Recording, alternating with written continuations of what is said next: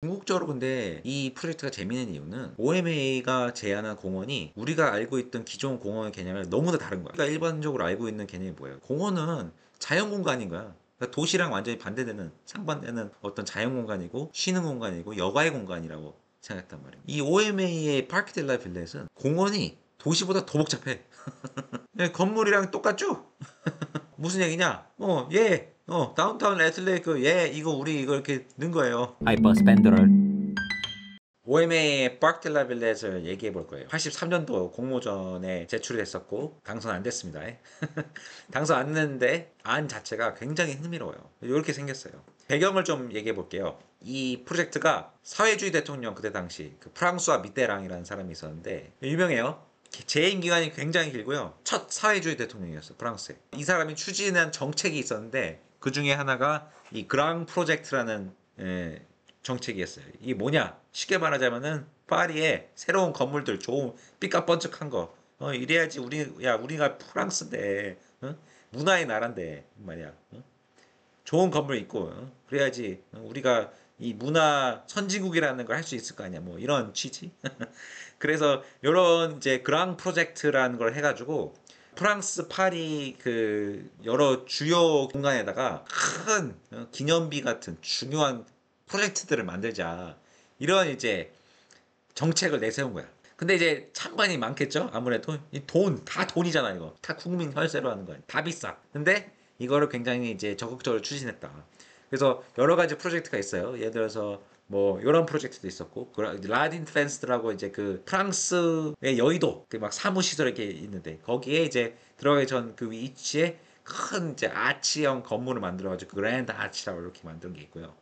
그 다음에 루브르 박물관에 가보는 그 이제 그 유리로 된 그 피라미드 있죠 앞에 그거랑 리모델링 IMP가 있거든요. 유명한 또 건축가인데 이 사람도 프리츠커 받았어 심지어. 그 다음에 그람 비블리오테크라고 해가지고 프랑스 국립 도서관. 근데 웃기는 게 이제 요것도 공모전이었는데 요것도 이제 OMA가 공모로 출품을 했다가 당선 안 되고 이제 도미니 페버라고 우리나라에서 이제 2대 건물을 했던 분 그분이 이제 했는데 이것도 역시나 지어진 건물보다 OMA의 출품작이 더 유명하다. 그래서 요것도 우리가 오늘 볼 프로젝트랑 좀 비슷한 운명을 가진 이제 프로젝트다. 이런 게 있고요. 하여튼 그래서 여러 가지가 있어요. 근데 그 중에 하나가 이제 이 파크딜라 빌렛이라는 프로젝트인데 여기 지금 보시면 여기가 이제 그 파리의 외곽 경계 있죠? 이 경계예요. 보시면은 이 경계 맨 끝에 이제 귀퉁이에 이렇게 처박혀 있잖아요. 이렇게 이제 맵으로 보면 이렇게 있는데 위치적으로 지금 보면은 파리 가보신 분은 아실 텐데 여기가 이제 그 기차역들이잖아요. 여기가 이스트 스테이션이고 여기가 노스 스테이션이고요. 그다음에 여기 위쪽이 이제 교지예요. 그래서 여기 지금 요 사이에 이 바르틸라 빌렛이 있는 겁니다. 그래서 여기 있는데 여기가 뭐냐면은 이 1858년도 때 그 하우스바니라고 그 파리를 마스터 플랜을 계획을 한 장본인인데 그때 당시에 요 귀퉁이를 이제 파리의 도축장하고 축산업 시장을 여기다 놓자 지정을 한 거예요. 좀 뭐랄까 미관상도 안 좋고 막 동물 죽이는 데니까 폐기물도 많이 나오고 꽤 그 외곽에 진 거예요. 그래서 여기다 놨어요. 이게 그 당시 이제 서울로 치자면은 마장동 같은 느낌이야. 마장동. 파리는 소고기도 먹고 돼지고기도 먹고 양고기도 먹고 막 그런 모든 이제 그 도축과 축산업의 이제 허브가 된 거죠. 그래서 여기에 굉장히 활발한 때가 있었다. 근데 이게 도시가 아무래도 커지고 그러니까 그리고 시설도 낙후되고 이제 충분하지가 않은 거죠. 여기 있는 이 건물들을 이게 옛날 나폴레옹 시절 때 지었던 도축장들이니까 이제 축산업 시장들인데 이걸 다 없애고 이렇게 새로 만들었어요. 여기 완전히 다 부신 다음에 옛날 건물 다 부시고 재건축 스타일 이렇게 해가지고 큰 공장 하나 짓고 여기다가 여기도 이제 파킹lot 짓고 여기 이제 큰 도축장을 이렇게 지은 거예요. 요거마저도 나중에는 이제 배송을 하고 그러려면 이제 트럭들이 많이 다니고 소리도 많이 나오고 얘를 아예 외곽으로 없애버리자. 외곽으로 이전을 시킨 다음에 여기를 좀 다르게 쓰자라고 이제 나오기 시작한 거예요. 이게 한 번에 다 없앨 수가 없잖아. 이제 공장을 이제 폐쇄하긴 했는데 여기 콘서트도 열고 뭐 이것도 하고 뭐 여러 가지로 썼대요. 여기서 이제 뭘 해야 될지 모르니까 76년도에 공모전을 하나 해요. 1차 공모전. 그러니까 그 레드크로스 참여제 하기 전에 또 다른 공모전이 있었던 거예요. 이 타당성을 좀 조사하기 위해서 이제 한 거겠죠. 그 출품작 중에 하나가 1976년도 리온 크리어. 그때 그 램쿠라우스 되게 싫어했던 사람 있죠?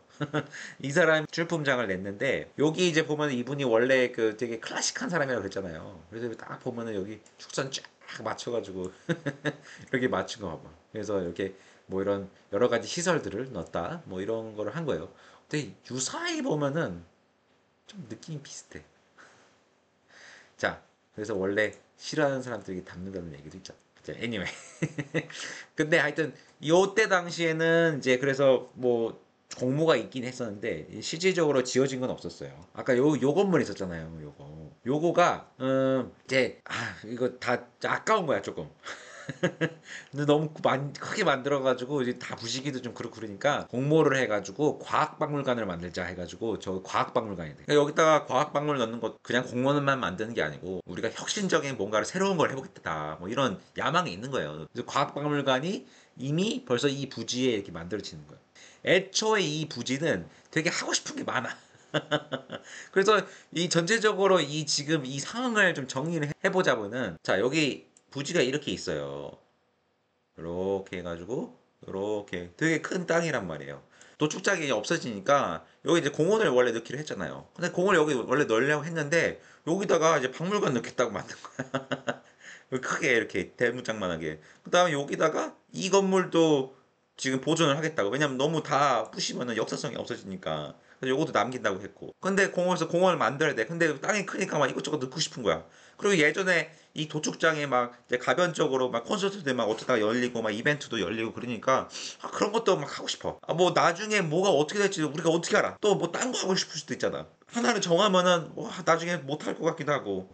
그러니까 뭐 뭔가 가능성도 많이 있고 뭔가 이렇게 뭐 하고 싶은 것도 많은 거야. 근데 돈은 없어. 돈은 없으니까 이게 어떻게 되는 거냐면 몰라. 몰라. 그냥 뭐 많이 하고 싶어. 욕심이 많은 거지. 그러니까 어떻게 보면은 벌써 이 공간은 혼잡인 거야. 혼잡스러운 거야. 그러니까 그럼 OMA는 뭐라 그래? 개꿀. 제가 할게요. 내 스타일이야. 이렇게 되는 거예요. 실질적으로는 이제 그렇게 얘기는 하지 않았고, 이 OMA가 지금 추구하는 방향성과 이 사이트 성격과 이 사이클의 방향이 좀 알맞았다라는 거를 우리가 볼 수 있는 거죠. 자, 근데 여기서 어떻게 했느냐. 그러니까 이 사람들도 본 거야. 봤는데 맨 처음에는 OMA도 이 조형적인 뭔가를 시도를 해봤던 거죠. 해봤는데 아무리 해도 안 돼.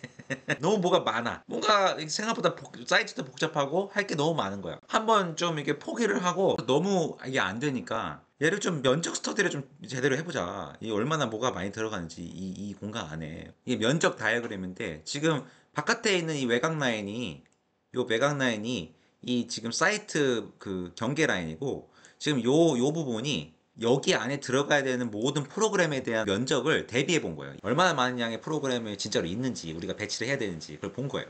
이게 정리를 해보니까 까만색은 이제 실내 공간, 그러니까 건물이죠, 건물이고 그다음에 짙은 회색은 이제 건물은 아닌데 지붕이 있는 공간이야. 이 나머지 회색 공간은 야외 공간이긴 한데 프로그램이 있어. 뭐 예를 들어서 뭐 무슨 뭐 실험적인 무슨 채소밭 콘서트 무슨 뭐 하여튼 여러 가지 딱 구체적인 프로그램이 다 이렇게 지정되어 있는 야외 공간인 거예요. 얘를 막상 이렇게 해보니까 이렇게 면적이 많은 거야. 실질적으로 남는 공간이 과학 박물관 그다음에 여기 있는 남기는 도축장 이거 빼면은 사실상 남는 게 여기랑 그다음에 여기랑 여기밖에 없는 거예요. 그러니까 이게 우리가 전형적으로 생각할 수 있는 100% 자연 빡이 들어갈 수 있는 거면 이거밖에 안 남은 거예요.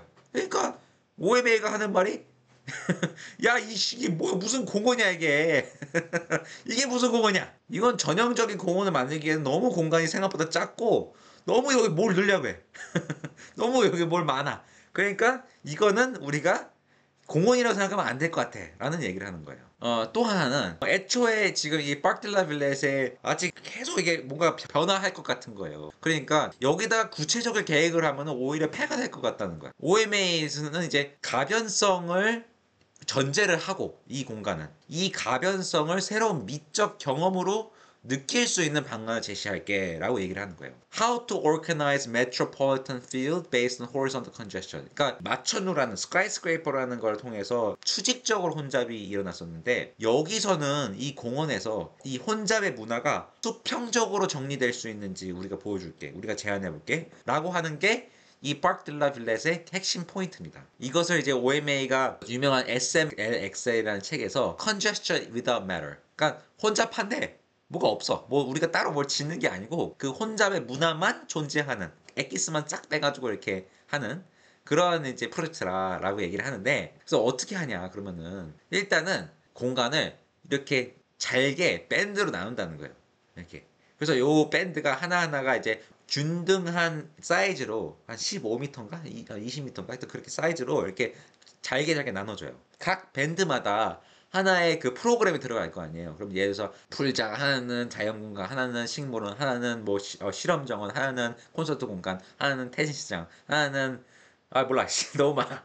하여튼 이런 식으로 층층층층층층층 이렇게 쌓이는 거예요. 지금 보면 층층층층층층 쌓여 있죠. OMA가 뭐라 그랬냐면은 the layering is not unlike the experience of the high-rise building. 쉽게 말하면은 건물이랑 똑같죠? 이런 얘기를 하는 겁니다. 무슨 얘기냐? 다운타운 애틀레이크 이거 우리 이거 이렇게 넣은 거예요. 이거 뭐예요? 다만 차이가 뭐냐면은 얘는 빌딩이니까 위아래로 이렇게 올라가 있는 거잖아요. 바닥에 1층, 1층, 3층, 4층 이렇게 여러 가지 프로그램이 있는데 얘는 공원이니까 이렇게 납작한 공간에 그냥 수평적으로 쫙 펼쳐져 있다. 요게 차이. 그래서 요거를 마치 건물을 이렇게 훅 이렇게 뒤집어 가지고 옆으로 놓은 것처럼 뭐 영어로는 호리존탈 스카이스크레이퍼라고 얘기하기도 하는데 하여튼 그런 식으로 이제 적용을 시킨 거다. 뭐 호텔 뭐 이렇게 들어가잖아요. 이것도 하나의 덩어리 안에 여러 가지가 다 이렇게 막 믹스가 돼 있는 거야. 똑같은 거야. 여기도 지금 층 요거 과수원 요거는 테니스장, 요거는 풀장, 여기는 뭐 식물원, 여기는 뭐 딴 거, 이렇게 들어간다. 우리도 여기에 어차피 니네들 프로그램 엄청 많이 필요하잖아. 이것저것 다 든다며. 그러니까 여기 우리도 이렇게 층 만들어가지고 넣어줄게. 이렇게 되는 거예요. 근데 차이가 뭐냐? 여기는 바닥이 있잖아. 바닥이 있으니까 얘가 궁극적으로는 분리가 되어 있는 거잖아. 이 풀장이랑 이 위에 있는 골프장이랑 섞일 수가 없다는 거. 근데 예를 들어서 여기에 골프장이 있다 칩시다. 여기 골프 연습장이야. 그다음 여기에 풀장이 있어. 근데 여기에 바닥이 없잖아. 벽을 치지 않는 이상. 그러니까 이 경계가 노출이 돼 있다는 거죠. 우리가 일반적으로 생각하면은 야 이거 풀장하고 여기 당연히 벽을 쳐야지. 상식적으로 이걸 생각을 해보면은 풀장하고 골프장하고 분리를 해야 되잖아. 골프를 치는데 이렇게 훅 쳤어. 이렇게 훅 이렇게 쭉 이렇게 날아가는데 이 풀장에 들어가. 그냥 들어가면 괜찮아. 근데 들어가다가 수영하고 있는 사람 대가를 팍 맞아 깼어. 이럴 수도 있잖아. 여기 만약에 공 이렇게 쳤는데 자꾸 물에 들어가가지고 사람들 막 맞고 그러면 어떡해. 이게 전형적인 생각인 거잖아요. 근데 쿠라스는 발상이 심하게 어떻게 생각하냐면 이 사람은 여기는 옆에 이렇게 풀장이 있으니까 드라이브를 칠 때 더 조심하게 치겠지. 그러니까 여긴 더 연습이 잘 되겠지. 그리고 만약에 이렇게 예를 들어서 풀장에 이렇게 들어갔어. 그러면 일반적으로 물에 떨어지면은 공을 못 찾아요. 못 찾던지 아니면은 다시 거기다 놔야 되는데 여기서는 수영하는 사람들이 이렇게 잡아가지고 이렇게 다시 던져주기도 하고 그리고 뭐 이렇게 잘 치면은 옆에서 수영하는 사람이 이렇게 보면서 사장님 나이스샷 이렇게 해주기도 하고 이게 접영하면서 사장님 나이스 샷 우리가 상상하지 못했던 재미있는 시나리오들이 나올 수 있는 거 아니야? 라고 이제 쿠라스는 얘기를 하는 거죠. 그것을 노리는 거고. 그래서 이 특징이야. 여기에 이 골프장은 수영하고 있는 사람들이 다시 골프공을 던져주는 게 매력인 공간이 돼버리는 거예요. 아틀레틱 클럽에서 빨개 벗은 상태로 권투 글러브 끼고 굶어가는 거랑 똑같은 발상인 거죠. 굉장히 이질적인 프로그램들이 같이 섞였을 때 그런 마찰이 오히려 새로운 문화를 양성할 수 있지 않아? 라는 발상을 하는 거예요. 그러니까 이것이야말로 뉴욕에서도 우리가 보지 못했던 진짜 찐 혼잡의 문화. 그래서 우리는 이러한 시나리오들이 최대한 많이 생길 수 있게 하는 게 이 파크틸라 빌렛의 목표다라고 얘기를 하는 거예요. 그러면 이제 여기에 그 박물관 들어가는 데랑 이 원래 그 보축장이 있는 보존되는 보축장은 이렇게 남겨두고 그래서 이렇게 있는데 자 그 다음에 여기다가 이제 포인트 그리드라고 해가지고 컨페티라고 하는데 컨페티가 이제 한국말로 하면 쪼가리거든요. 이 밴드 사이에서 파빌리온 같은 요소들이 그리드 형식으로 이제 이게 뿌려진 거예요. 이렇게 그래서 우리 뭐냐 요리사 중에서 솔트베라고 유명한 스테이크 하우스 그 사람 있잖아. 그 사람 소금 이렇게 착 이렇게 뿌리잖아. 이렇게 또 누구 있냐? 최연석 셰프라고 냉부에서 소금 이렇게 팍 이렇게 뿌리는 사람이잖아. 좀 양념을 이렇게 뿌리는 듯이 이렇게 쫙 뿌리는 거야. 그래서 그 밴드 안에 들어갔을 때 그 프로그램 성격에 맞춰서 이 파빌리온들이 뭐 예를 들어 인포데스크가 될 수도 있고 놀이터가 될 수도 있고 뭐 여러 가지가 될 수 있는 거겠죠. 그 다음에 동선들이 이렇게 있는데 동선이 첫 번째는 블레바드라고 해가지고 쭉 이렇게 내려가는 거예요. 이게 뭐 어떻게 보면은 그 기존의 아틀레틱 클럽 아니면 모든 마천루에 있는 엘리베이터의 기능이랑 비슷한 거예요. 쭉 이렇게 왔다 갔다 할 수 있는 각 층들 공원을 이 방향으로 이렇게 쭉 가면은 밴드 하나를 그냥 계속 경험할 수 있는 반면에 공원을 가로지르는 게 경우가 되게 되면은 이 밴드를 다 하나씩 조금 스타카토식으로 이렇게 경험을 할 수 있는 거예요. 그러면은 아까 얘기한 것처럼 과수원 풀장, 실험 놀이터, 박물관 풀장, 숲속 과수원 공원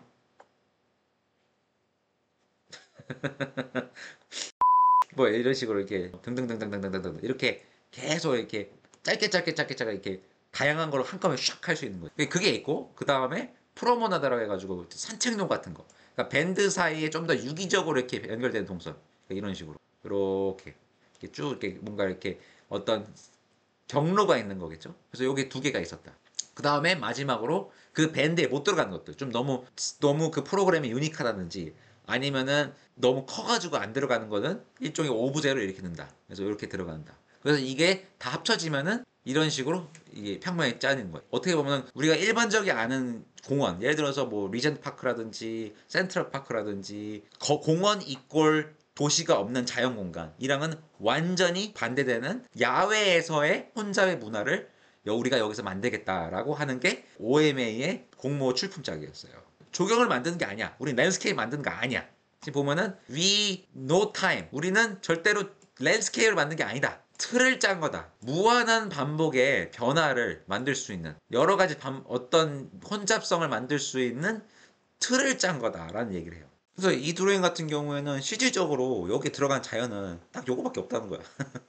여기만 있고 근데 이것이 각 층마다 경계를 어느 정도 그래도 픽스해 줄 수 있는 틀 같은 역할을 한다는 거죠. 밴드 안에 있는 거는 처음에 시작했을 때는 이렇게 그 밴드로 남겠지만 얘들이 가변적으로 변화하면서 결국에는 이제 영속적으로 남는 거는 성장하는 나무들이나 이런 이렇게 선형으로 만들어진 이런 자연적 틀만 남고 나머지는 계속 변화하든지 다시 재시작되든지 계속 왔다 갔다 한다. 이것이 결국에는 이 파크틸라 빌렛이 꿈꿔왔던 그런 여러 이벤트를 담글 수 있는 그런 공간을 만들겠다에 부응을 하는 거. 그래서 이게 지금 이게 모델 사진인데 지금 보시면 이렇게 여기 밴드가 이렇게 있죠. 근데 이 밴드도 사실상은 이게 존재하지 하지만 이게 계속 가변적으로 바뀌는 거예요. 이게 예를 들어서 여기 이게 겹칠 수도 있고 합쳐질 수도 있고 다시 나눠질 수도 있고 하지만 이 틀은 이런 식으로 이쪽 방향으로는 이런 밴드가 생기고 그리고 이쪽 방향으로는 하나를 그냥 가로질 수 있는 그런 블레바드 그냥 어떤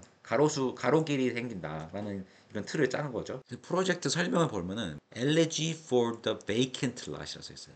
빈 터, 아무것도 없는 빈 터를 위한 애가. The permanence of even the most frivolous item of architecture and instability blah, blah, blah, blah, blah, blah, incompatible. 그러니까 무슨 말이냐면은 건축 요소 한 조각이라도 있으면은 방해물이 된다는 거예요. 아무것도 없어야 돼. 여기는 가변성을 우리가 옹호하려면은 거기다 뭔가를 막 넣으려고 하고 구체적인 뭔가를 형태를 부여하려고 하지 말고 그냥 그걸 냅둬야 돼 라는 얘기를 하는 거예요. The genius of Manhattan, 맨하탄의 천재성은 the simplicity of its divorce between appearance and performance. 보이는 형태와 그 안에서 일어나는 그 가변성은 완전히 분리되어 있다는 거. 우리 그때 얘기했던 거. 로보토빙. Keeps the illusion of architecture intact while surrendering its whole 이 메트로폴리스. 결국에 말하면은 맨하탄 방식 최고다. 맨하탄 짱. 맨하탄에서는 그 안에 내부에 있는 거는 그냥 임대 건물이잖아요. 그러니까 뭐가 들어와도 상관이 없고 그 대신 그 바깥에 있는 그 형태는 건축적인 그런 오토 모니먼트, 자동 기념비가 되는. 그러니까 안에 좀 내부로 들어가는 거예요. 그래서 우리는 이 맨하탄 방식을 이 파크틸라 빌렛에 적용한 거다라는 얘기를 하는 거죠. 그래서 여기서 지금 보면 여기도 빈터라는 얘기가 계속 나오죠. 빈터.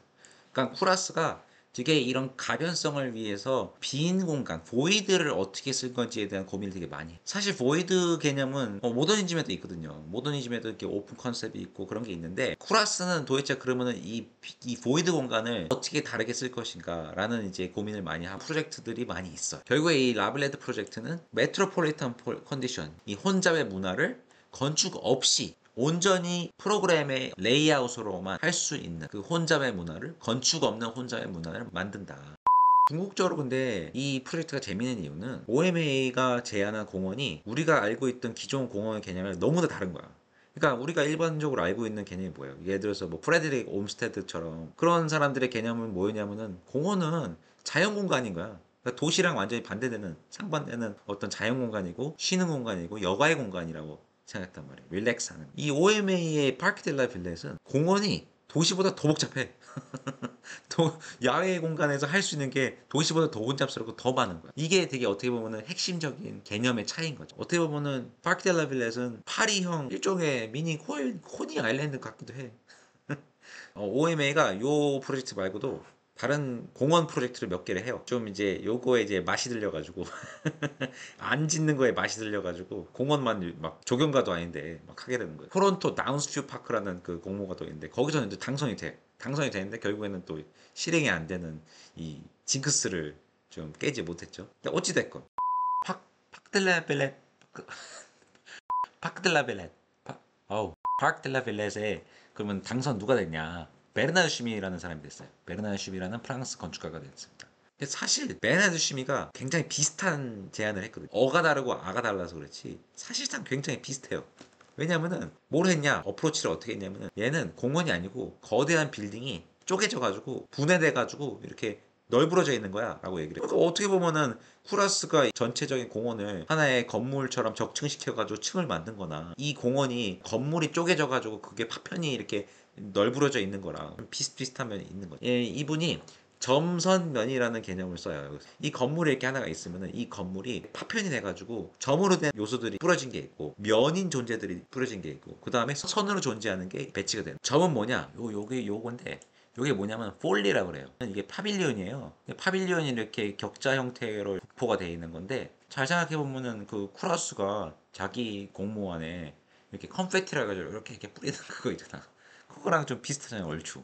그것도 되게 비슷하고. 왜 얘가 정확히 뭐냐? 이게 사실 이렇게 생겼어요. 이렇게 파빌리온이 이렇게 그리드 형태로 이렇게 정렬돼 가지고 이렇게 있는 거예요. 근데 얘가 형태가 정해져 있는 게 아니고 이게 해체되면서 다시 이렇게 붙어가지고 여러 가지 형태로 만들어져 있는 패빌리온인데, 어떤 용도가 특정하게 있다든지 아니면 형태가 특정하게 있다기보다는 말 그대로 이게 추상적으로 이렇게 존재를 하고 얘가 해석의 여지가 있다는 거야. 그래서 뭐 이거를 저 사람들이 봐서 이거 티켓 부스로 써야겠다 하면 티켓 부스로 쓰는 거고, 얘를 카페로 써야겠다 하면은 카페로 쓰는 거고, 얘는 뭐 공연자로 쓰고 싶다라고 하면 공연자로 쓰는다. 뭐 그런 이제 그냥 개념으로 얘가 이렇게 막 이렇게 조성이 된 거예요.